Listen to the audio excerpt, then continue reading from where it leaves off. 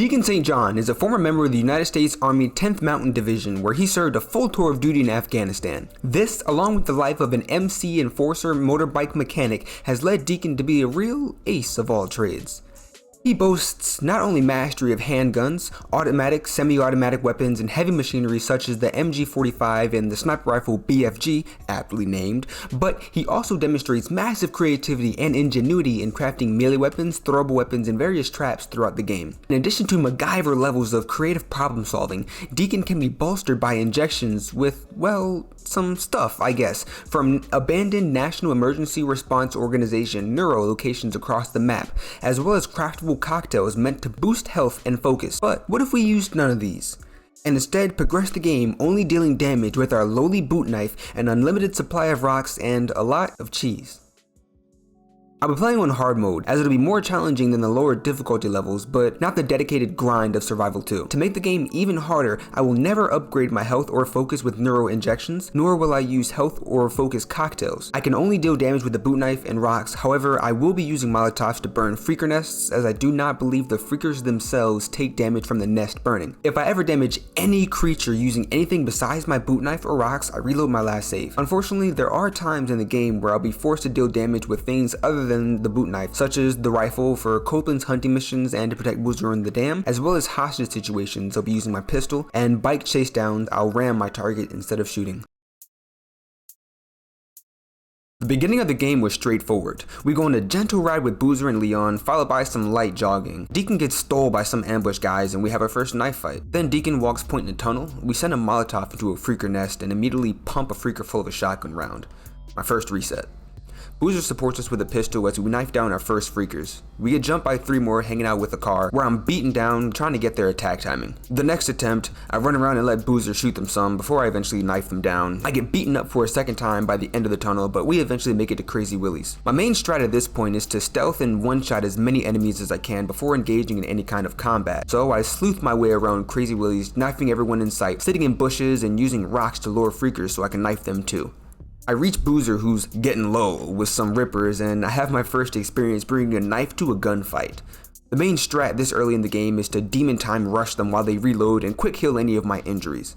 I notice that the enemies in this game are nice enough to wait while I knife down their friends, and that's definitely something I'll be taking advantage of greatly throughout the challenge.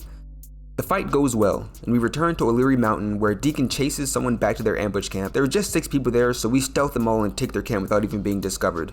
We make our way to Copeland and get our first skill, Escape Artist. We also pick up our first stamina upgrade.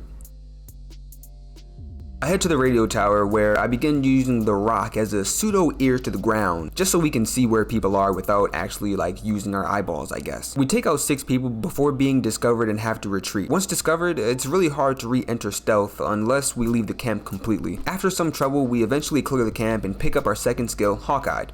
These early survival skills are to unlock Thief in the Night for silent crouching that'll make stealth much easier. The smoke on the mountain Marauder camp went so easily that it's barely even worth mentioning. So then we showed up at the Horse Lake Neuro checkpoint where the huge horde is hanging out in the train car near the building. After clearing all of the speakers, we piss off the horde trying to enter the building but make it in during our second attempt and get our stamina upgrade. We head out to the logging camp to burn nests and we eventually pick up Eye for detail. Then we hit a major obstacle. The first sniper ambush. At this point, I didn't really have a solution for snipers, so all we could do was die, which is what happened, or we could restart the last save manually, or we can just flee from combat. Either way, I knew I had to clear these ambush camps so that snipers would occur less frequently when I'm on the road. The ambush camp was an absolute cakewalk by BandLab. With patience, planning, and using the rock as a pseudo ear to the ground, I knifed the camp without even being discovered and we unlocked stamina cocktails. Headed to Pioneer Cemetery for some grave robbing, saw a helicopter that got Deacon pretty aggro, had another sniper ambush where I bested my adversaries in hand-to-hand combat but couldn't deal with the sniper. Normally, I'd give the drugs to Tucker for guns, but seeing as we won't need any guns, I gave them to Copeland so we can get some bike upgrades, and I finally got the skill Thief in the Night. On the way to Copeland, I ran into a neuro site that's filled with a bunch of rippers. I quickly wiped them out, but then came across a speaker that I couldn't really deal with because it was up too high. So I ran in, picked up the injector, got the stamina upgrades, and then made my way to Copeland. After turning in the drugs, I got some bike upgrades, then had my first bike chase mission. I took a couple of good angles and knocked the guy off the bike rather quick, went up to Sarah's grave, clearing out freakers along the way, and obtained the juice up skill that improves my stamina cocktails. I ran across another ambush camp and decided to take it on. I was immediately discovered upon entry by the eastern bridge. They overwhelmed me with firepower, so I retreated and flanked around to the west side of camp, where I stealth and murder pushed my way to success. Here I find the crafting recipe for the all-important smoke bomb, which will be heavily important later on. Now, finally at the chopper mission, I had my first encounter with something else that I didn't really have a solution to: runners. I cannot shoot or ram them because that's dealing damage. I was eventually knocked off my bike, being pursued by freakers and losing distance on the chopper. I decided to simply run and complete the mission on foot. This surprisingly worked. The bike merely teleported during the next cutscene, and I grabbed the radio, completing the mission. I took some time to remember getting beaten up and then heard about a survivor over in Marion Forks. I avoided the normal ambush location by the western entrance to town and began tracking the survivor. Rippers came, so I crouched in bushes, hung out in a dumpster, got blown up, saw a guy get lost in a wall, and eventually found Lisa. If you ever played this game before, and you've gotten past this part, you know exactly what's next. The bear.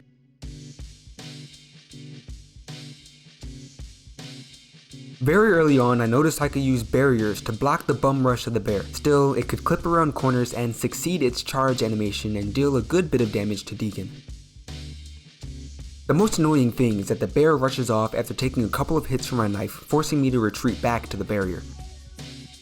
I was expecting a pretty tough fight, but it goes surprisingly well. I try again.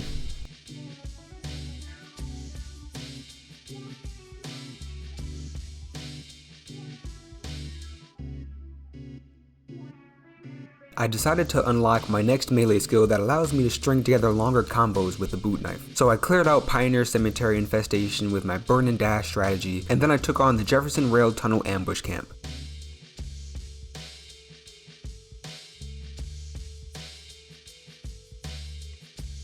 Midway through the camp, I got the skill I'm looking for.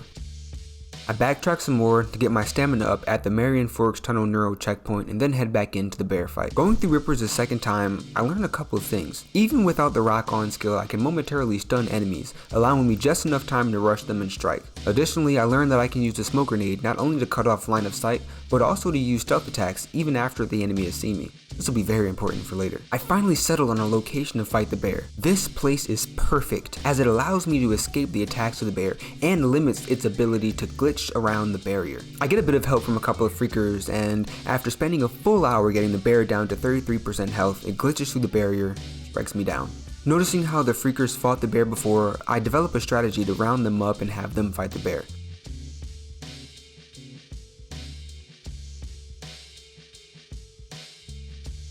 They actually do a really great job, so I add this to my scheme moving forward. After all the freakers have been defeated, I get in on the action and this happens.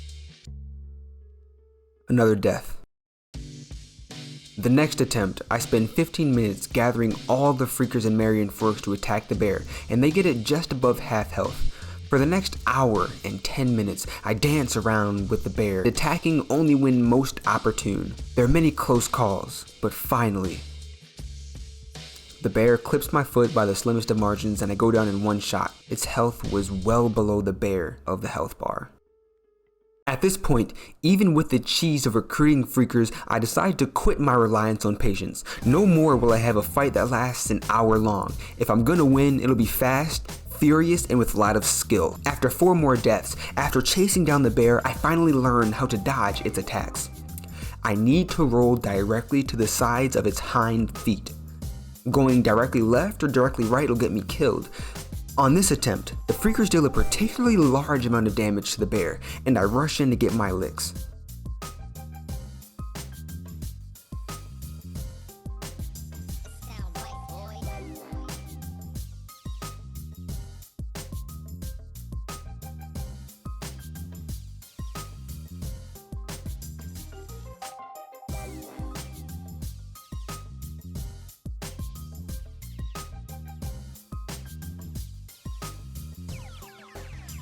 Sound right, boys. Success feels good. I have some hard tunnel fights, but eventually I bring Lisa to the hot spring successfully. We did it, team.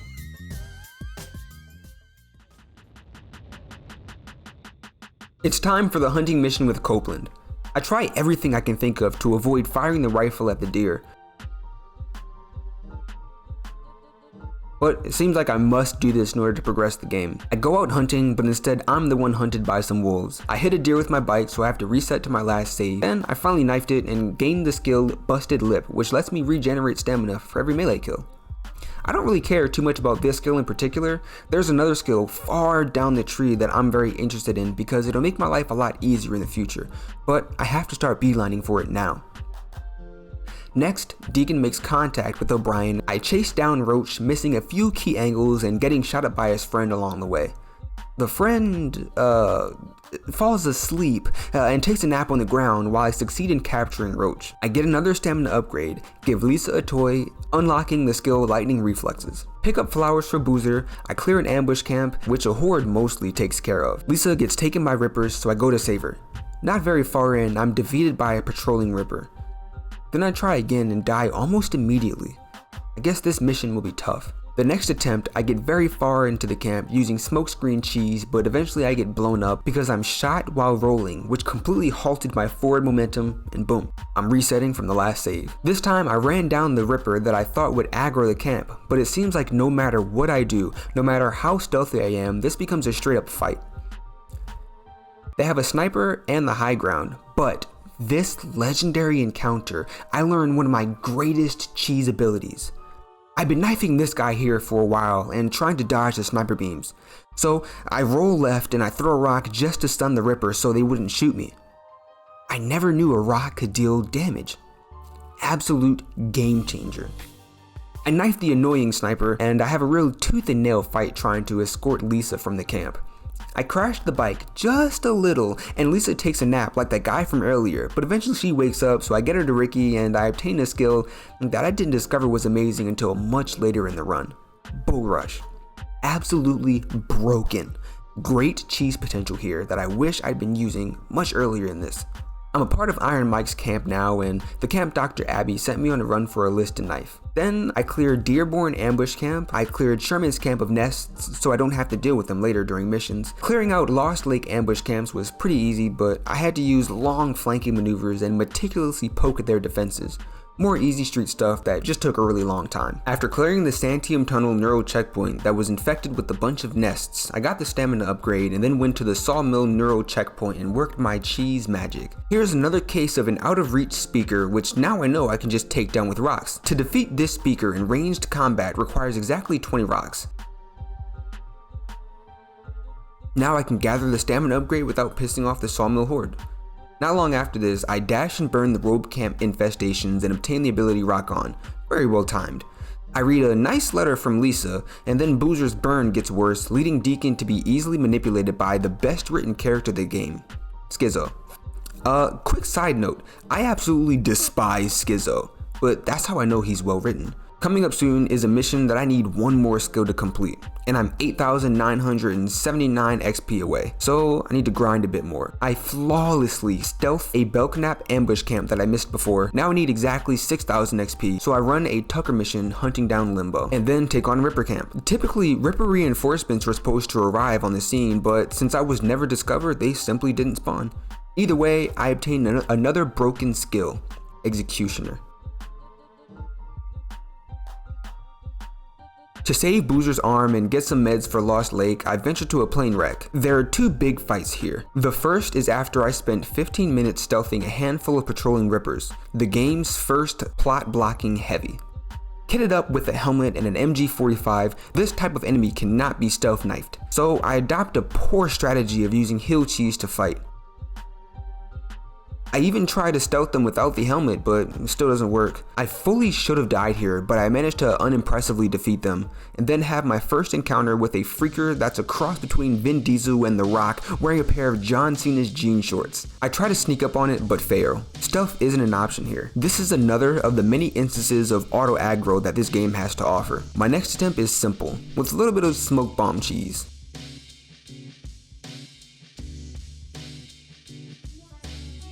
One shot. thanks to the skill Executioner, which I obtained specifically for this mission and a few more later on. Next, I get Red Riley's boots and obtain the skill Switch It Up. Bull Rush, which I still hadn't yet fully discovered, Executioner, and now Switch It Up makes the Bootknife officially broken. I spend some time with Freddy Krueger as he takes some time to remember a story about his friends getting beaten up. Freddy trots down the street and then we run into a plot progression blocking sniper. There's no ladder, so I can't reach him. But little did he know, Deacon St. John has the power to produce an endless amount of baseball-sized rocks. Of the many rocks I threw, I needed to land 21 in order to defeat the sniper. Cheese so bountiful that I can put it between bread and grill it.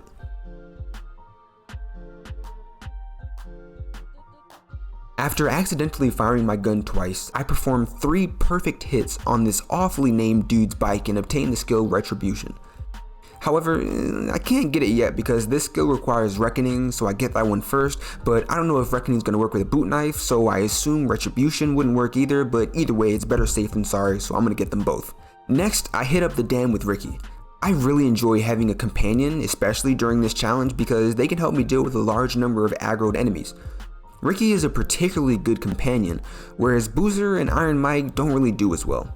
We come across another heavy. This time I adopt the cheesiest of strategies. As it turns out, these enemies really hate approaching Deacon.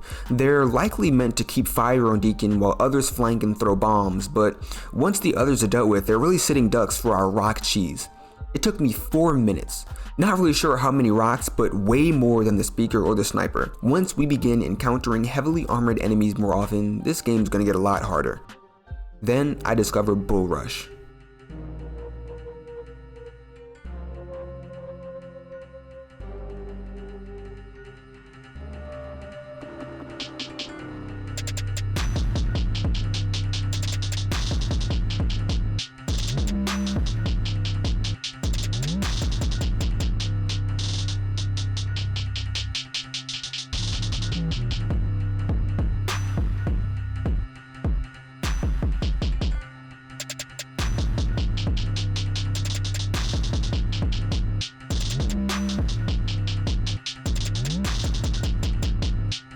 Now, while throwing rocks is very tedious, this is awesome.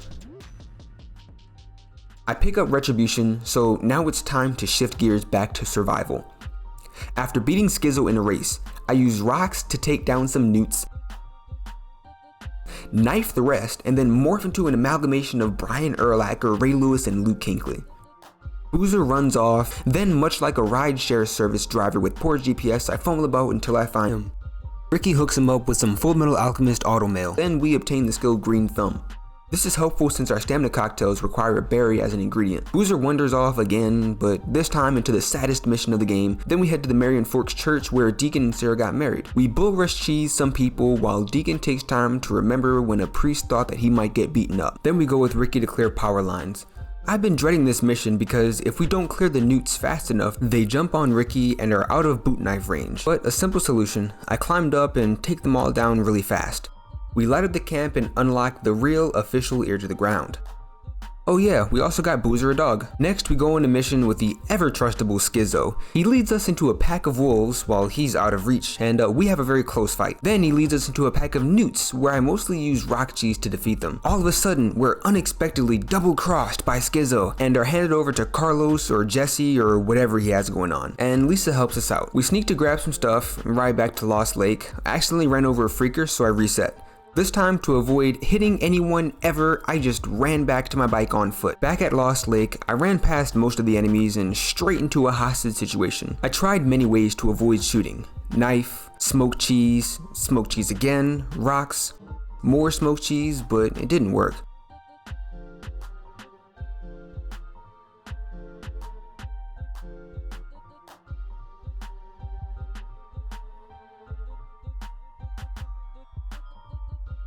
Barely. I made it to the infirmary and Mike talked for a while. We're forced to take this plot relevant rifle and head back into river territory after grabbing another stamina upgrade along the way. Here's the dedicated sniper mission where we cover Boozer at the dam. Every other weapon, including the Bootknife and rock, are locked, so I have no choice but to shoot down a bunch of rippers. And we succeed in blowing the dam, which is important for plot but also for our own purposes a little bit later on.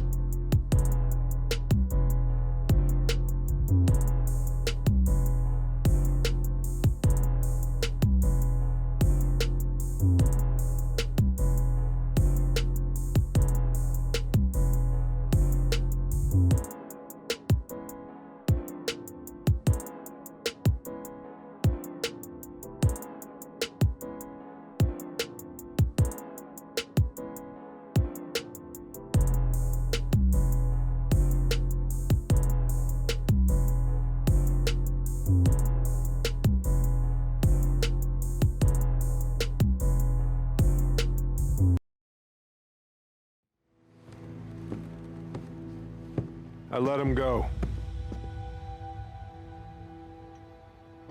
Schizo. Ain't no way he was getting a fair trial. You let him go. Told him to ride out, not come back.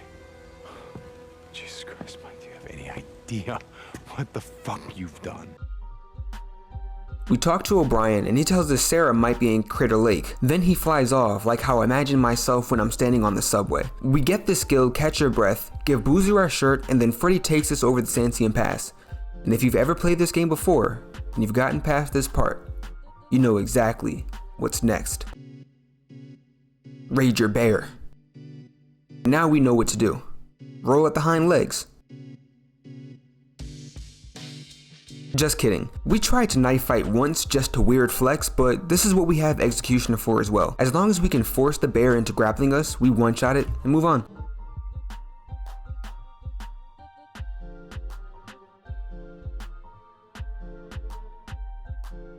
Then we met the legend himself, Captain Curry, and we also met this dude, Wade. While we were tracking Vasquez, Curry decided to have a good conversation with some wolves, so I decided to stay out of it. See, we found the camp and absolutely brutalized the entire thing.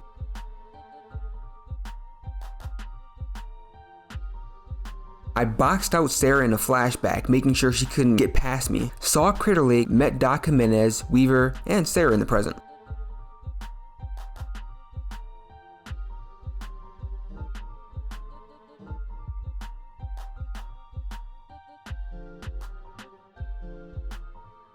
We go out back to track down Anderson and are sniped out of the air by an ambush. I defeat them with a single rock, but now I'm pissed. So I head to the Spruce Lakes ambush camp, knife a couple of people, and have another rock versus Molotov moment, and then I bring a horde down on the camp.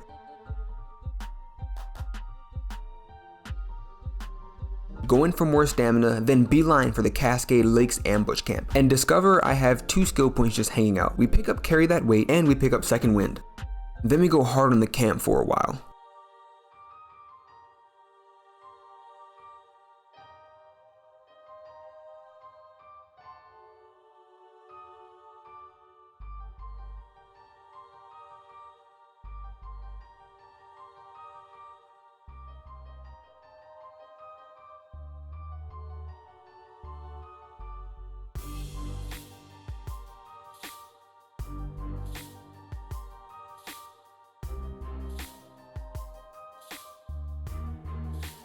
We cannot knife or bull rush the heavy, but this one in particular is a style of enemy that boasts the classification of dummy thick because they have such thick armor, which from here on out I'll refer to as DT. It takes 10 minutes of constantly throwing rocks to defeat this DT heavy, but we make it through the camp. This next mission is another one I've been dreading, the Freaky Freaker Wolf Infested Tunnel I Spy Survival Eye mission.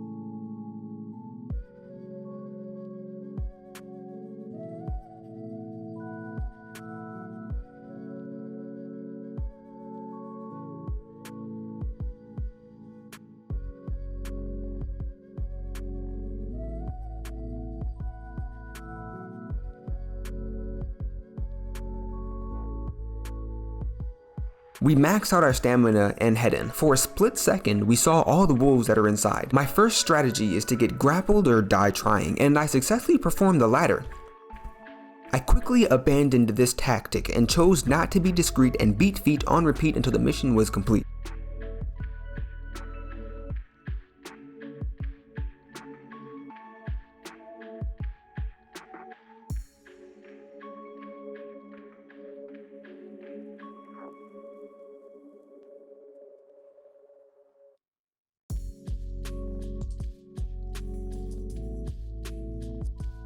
A Rage a Bear came out to play, but we didn't have time for it because it wasn't remembering when itself or someone else was getting beaten up. We got Cinnabar for Weaver and obtained the skill Shape Up. The next mission is really fun. There are 3 breakers here, and for some reason the game spawned in a cougar right outside of camp and it chased me in. I dug off into a bathroom and there's a screamer right there. I knife it down real quick. Cougar gets folded right outside of the door.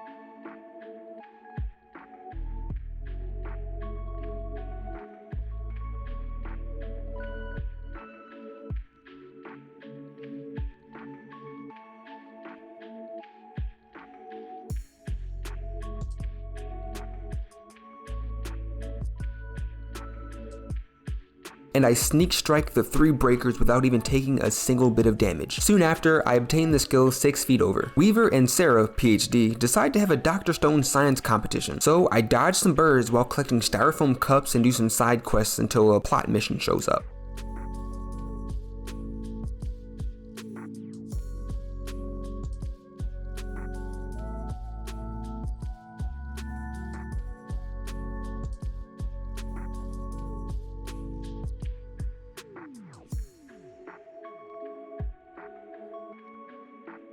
I obtain the skill Eagle Eye, and Sarah and I go to community college to pilfer a benchtop centrifuge.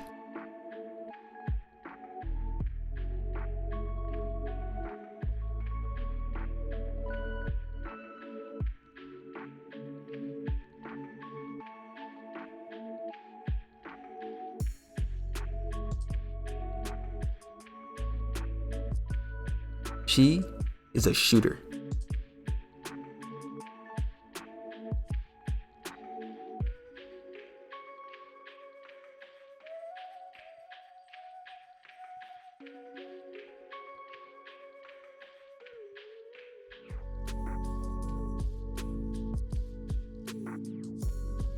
I rock down another DT heavy and we move forward. Then Deacon makes a dumbfoundingly idiotic decision. He tells Sarah to stop shooting and throw smoke bombs while he takes care of everybody else. She's absolutely the best companion that we've had so far, and he completely nullifies her offensive abilities.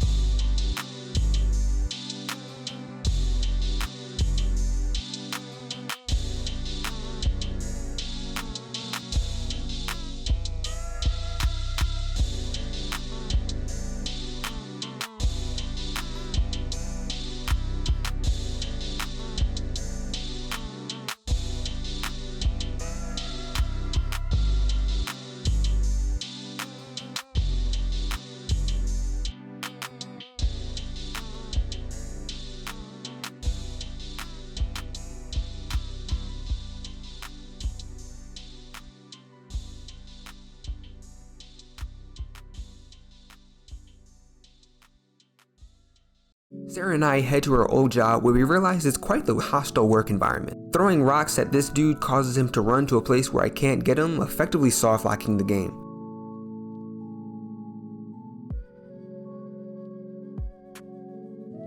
I load my last save, and I soft-lock again, but the third time's a charm.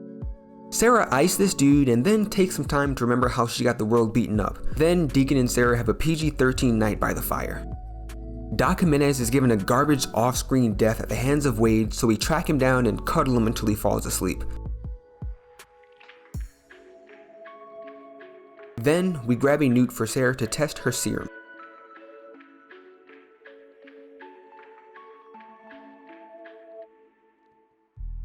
Her trial is unsuccessful, but Weaver succeeds at making his big Molotov. Time to test it.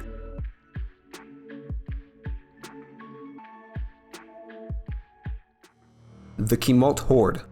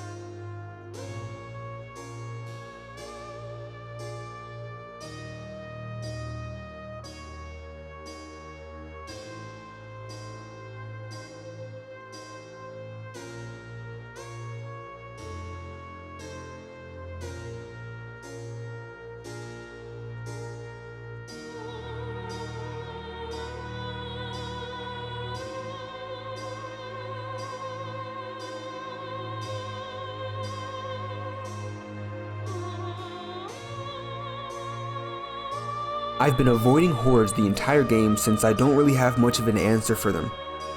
Realizing that rocks deal damage, I throw 100 at this tanker just to see if I can get it to blow up. It doesn't work. Even so, the damage done to the horde is not nearly enough to take it out. So my next idea is to find a narrow space for the horde to travel through. If I can get them into a line of one freaker at a time, I can probably knife them down.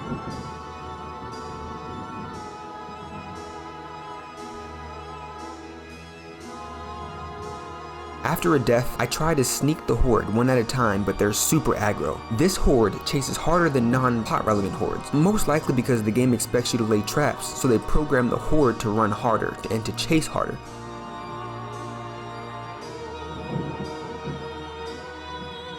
While I'm running from the horde, I try doors, sliding through places, but I can't shake them.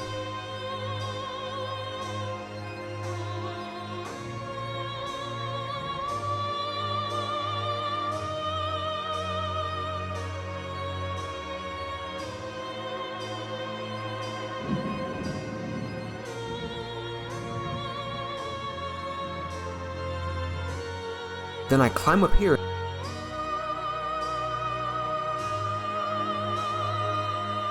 I see a space that I can crawl into.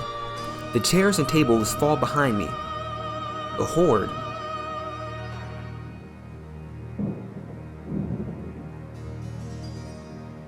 can't get in?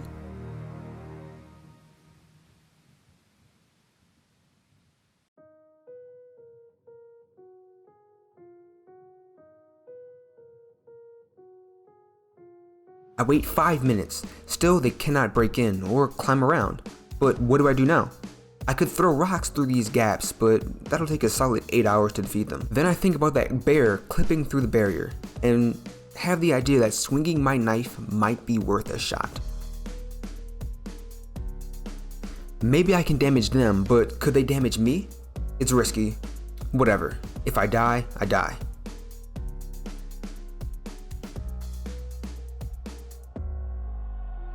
It worked. It worked. They couldn't swing back, but I could hit them. And then it kept working.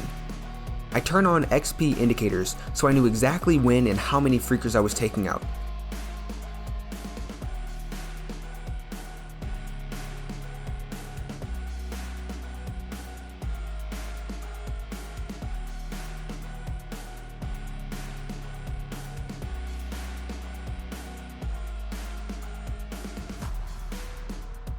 Swinging and swinging and swinging. An hour later, I'd wiped out all the freakers in front of this little diner.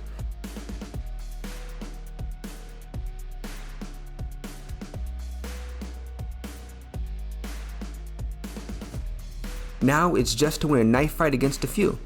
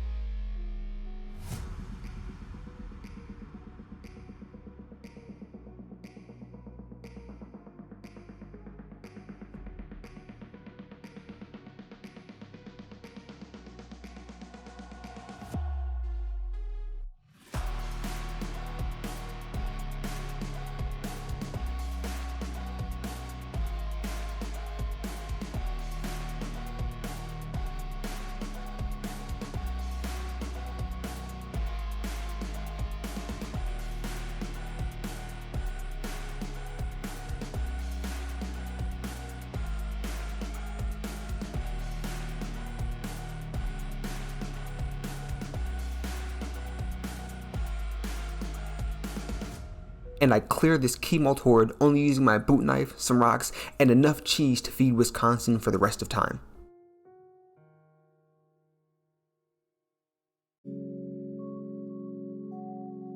My next epic quest was to go fetch Weaver an MP3 player, which makes me at least as good a gopher as Senna from iShield 21. But going a step farther with the deep strategic cheese, I lure the horde that hangs out around the community college football field into the Bear Bay ambush camp, where they absolutely demolish the ambushers that settle there. Next, O'Brien tells us to see if his friends are still alive, and to get a sample from a newly mutated freaker deep in the bowels of an intricate, wet, dark, dirty cave system nicely decorated with the biggest red flags I've ever seen in my life.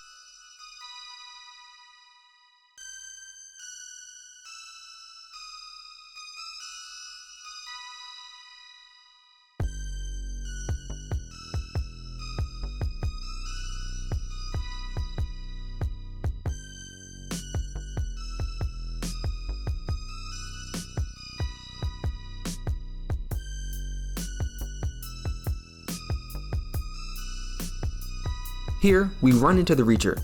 We can't stealth it, couldn't hide from it, or use distractions, so it's just a straight fight.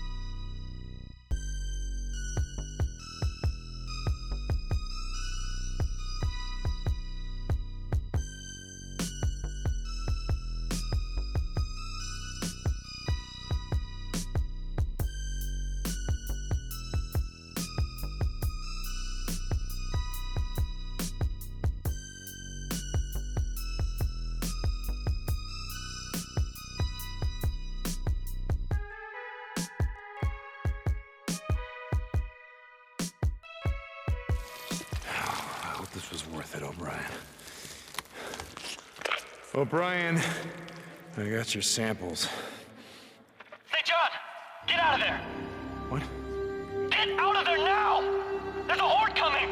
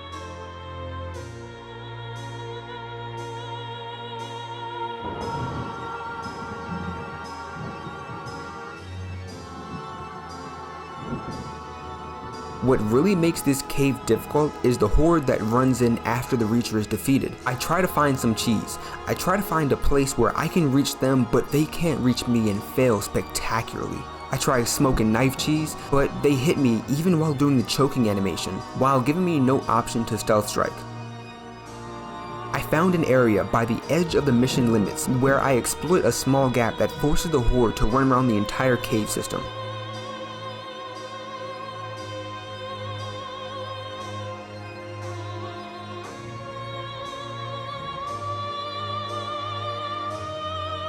But one time I noticed something. This horde is smaller than normal. By the time they reach my location, they thinned out to just a few horde members, ones I can easily knife a couple times before retreating. Then I learned that this small horde size is no simple fluke. This horde is actually smaller, and if I'm fast enough, I can rush over to this gap space and stop the horde from completely spawning in. I can win this fight. It'll just be a matter of time. I chip away at the horde, and I get very deep into the battle, much further than I ever got before.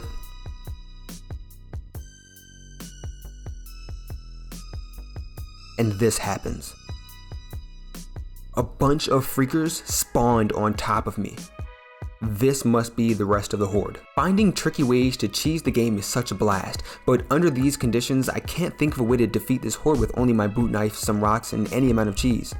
In theory, I can let the whole horde spawn before I run to the gap in the wall, and then let them circuit back and forth and defeat them one by one, but this method would likely take 10 hours, and when we factor in the time it takes for the horde to run around the cave, and the time it takes to kill even one freaker safely without taking damage, and taking the fact that this all has to be done in a row because I can't save and come back like I can at other hordes outside, this battle will likely take way longer than 10 hours. Cutting to the chase, this trend is going to hold through for the Iron Butte horde and the Sawmill.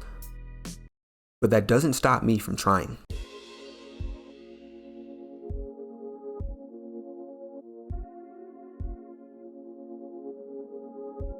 Deacon beefs with the entirety of the Deschutes County militia and is ratted out by Skizzo, but saved by Curry. Lost Lake is getting invaded by militia, so we rush to save them. On the way, we have some tough enemies to completely blow past.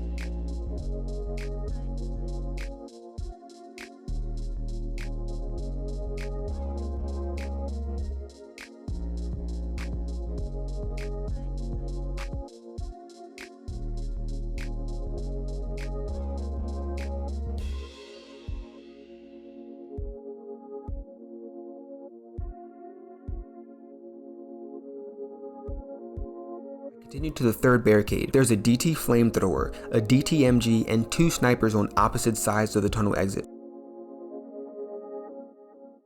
Nope.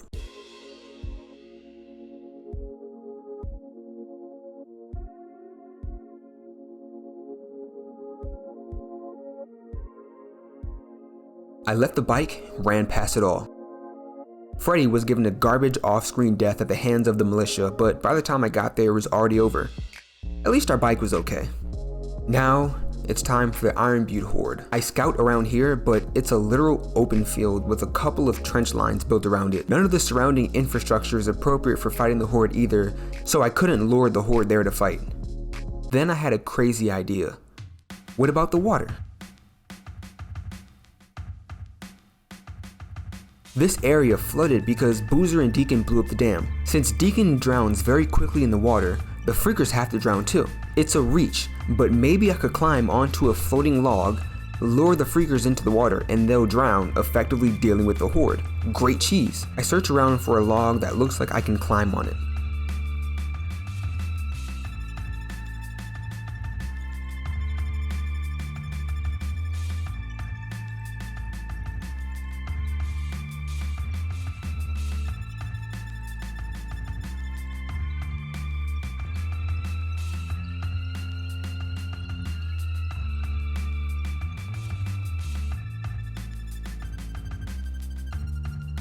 After many different tries, I find a point that resets my drown countdown. A step in the right direction. I break the game a little bit and discover that there's a whole world below the map that looks exactly like it does above the water. Then, pop on top of the log. This could work. I aggro the freakers, lure them into the lake, and go for it.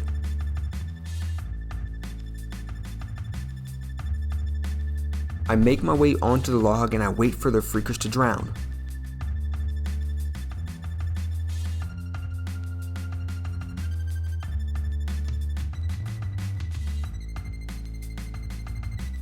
But they don't.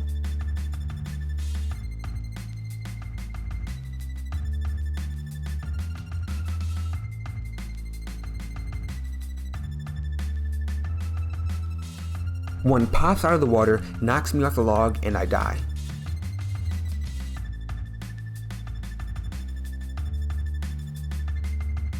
Attempt 4, I'm punched off the log again, so I think I'll need a better location. Maybe I just didn't wait long enough for the freakers to drown. Maybe they can hold their breath longer than Deacon, so I searched for a place more suitable.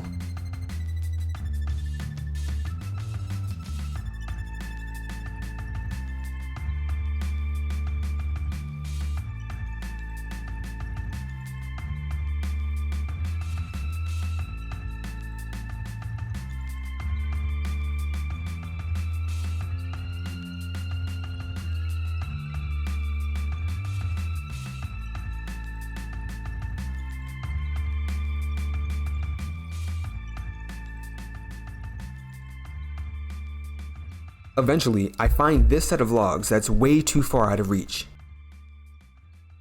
Good. This means they can't pile up underwater and knock me off the log again.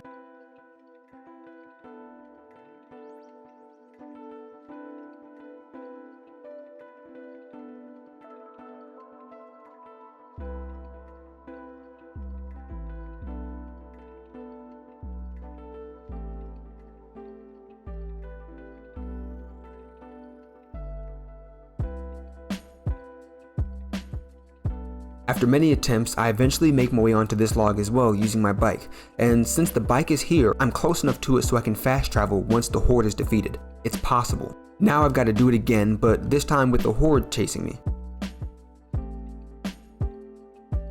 This takes me a couple hours, but since I knew it was possible, I kept trying.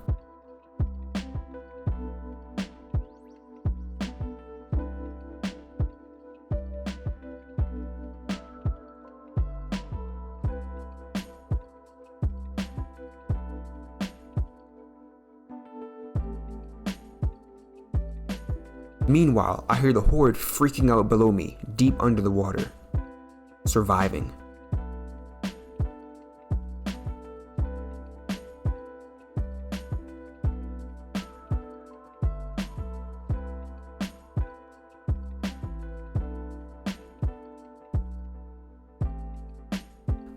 The horde is perfectly fine, just bouncing around under the water. At this point I realize they will never drown. Because Deacon can't swim, the game never anticipates that we'd be this far out in the water and we'd be here for so long, or that we'd lure freakers into it. Then I flash back to earlier when I was hanging out below the waterline. Here's my hypothesis. There seem to be two requirements for drowning. One is that any part of Deacon's character model is touching the waterline. When he's completely below the waterline, like when being pushed by a log, he will survive indefinitely. The other is a swimming animation. Deacon has one even when underwater, but the freakers don't. They just keep running around and bouncing as if they were on dry land. As we saw earlier, below the waterline looks exactly the same as on land. The moment Deacon finds purchase on a log, his swim animation is cancelled and his drown counter disappears as if he were on land. Once we fall back into the water, the swimming animation returns, and so does the drown meter. Therefore, I propose that both the character model contact with the swim line and the swimming animation are necessary to drown. Maybe if Deacon didn't have a swim animation, he could survive like the Freakers do, because underwater might as well be air for them. The water line also prevents me from throwing rocks at them. But at least the sun's up, so we get this strangely beautiful view of them. There is one thing that happens that I can't explain though. When I throw an attractor into the water, it seemed to take a few of them out, but I'm not really sure why. I try luring them from the water and throwing rocks, but with the rest of the horde safely underwater and a limited amount of attractors anyway, it's a fruitless endeavor. This won't work. I try out a tower strat 4 times, but they all result in failure as well. Then I tried luring the horde all the way to another ambush camp, but they scattered very much along the way and didn't make it. The only ones that did just danced around the speaker the whole time. With my Bootknife, rocks, and cheese nullified, I bombed the horde and dread the sawmill.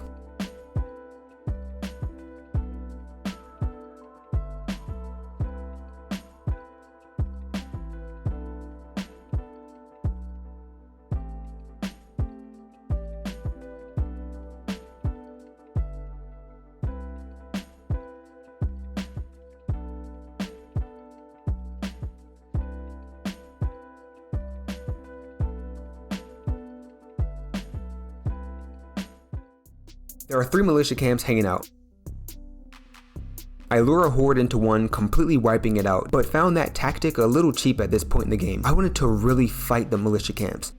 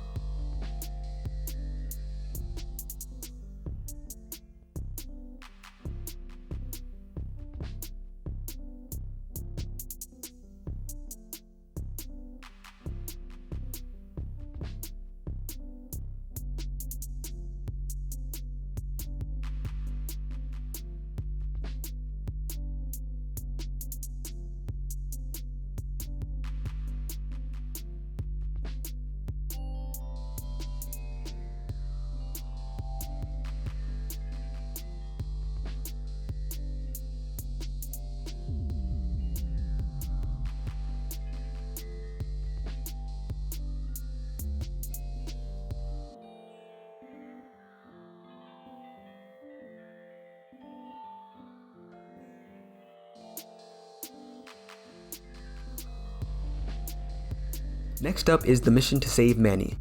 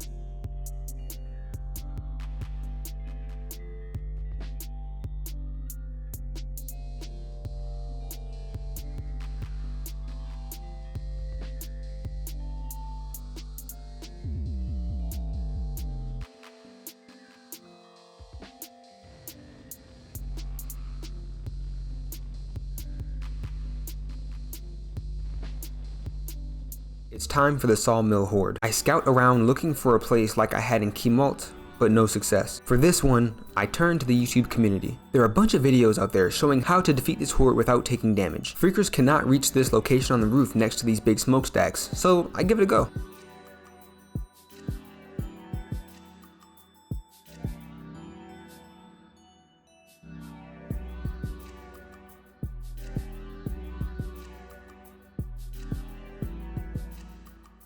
This time was different than when we threw rocks at a single enemy. Most of my really long rock cheese fights were because the regular heavies, the snipers, or the DT heavies, I missed at least half the rocks I threw because they kept moving around. But this time I landed every rock because I had such a wide target.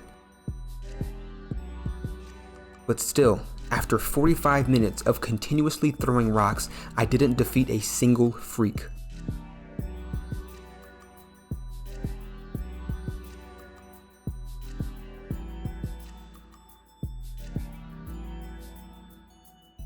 That's because they kept moving. For me to down a single freak takes at least 20 rocks. I can't imagine the odds of hitting the same freaker at least 20 times when they're writhing about like this. The catch is, this isn't even the whole horde. I only drew a portion of them. The rest is still out there, probably hanging out near the barn. In theory, with time, I will eventually win this fight. But not only would this be super unfun, I would definitely develop serious carpal tunnel well before I even defeated 20 freakers of this horde.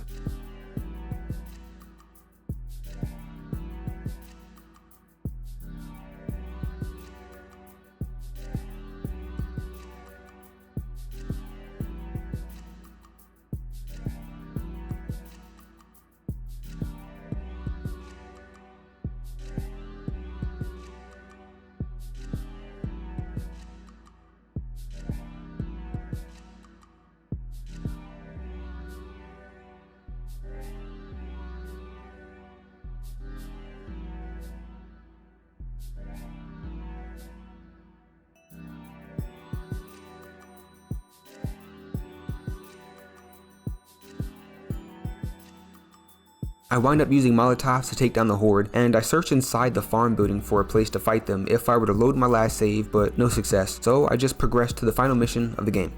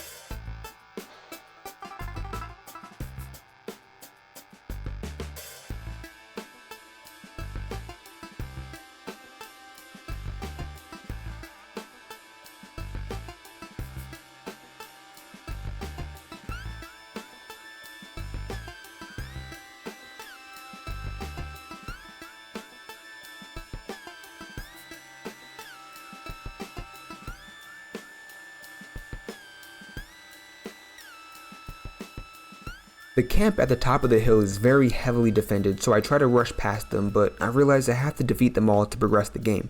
I lure the DT Heavy to an isolated position and knife them down way easier than I thought I'd be able to. Unlike the DT MGs, they don't auto-fire while being damaged. Because the sniper and DT MG provide such good cover fire for these two, I have to wait for one of them to throw something so I can counter with my rock and they just blow themselves up.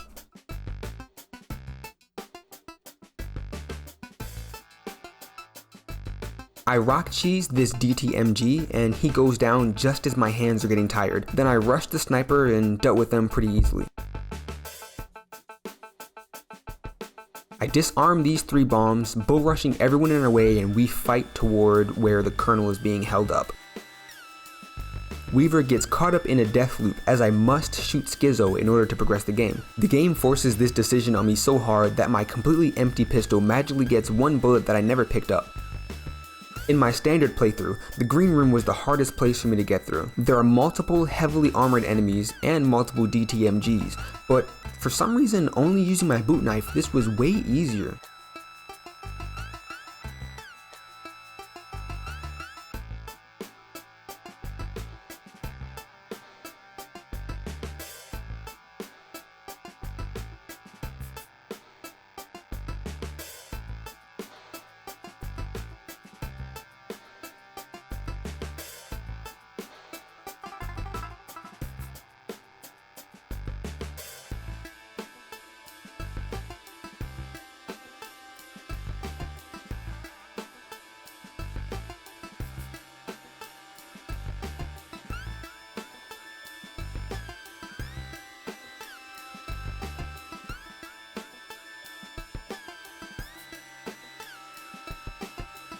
With a bunch of patience and capitalizing on opportunities to bull rush, I quickly took down most of the non-dummy thick enemies.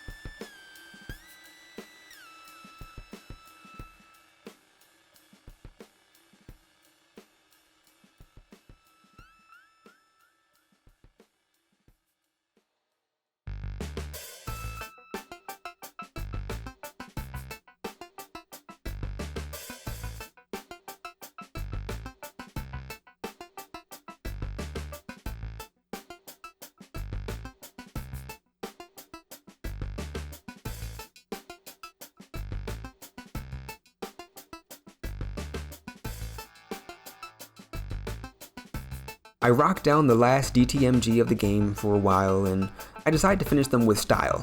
Gotta knife them down just to pay my respects. Just one thing left to do now. Get to Skizzo. He has a sniper that's very easy to avoid. The Skizzo fight and deleting the colonel are all completely done with uninteractable cutscenes, after which the militia just gives up.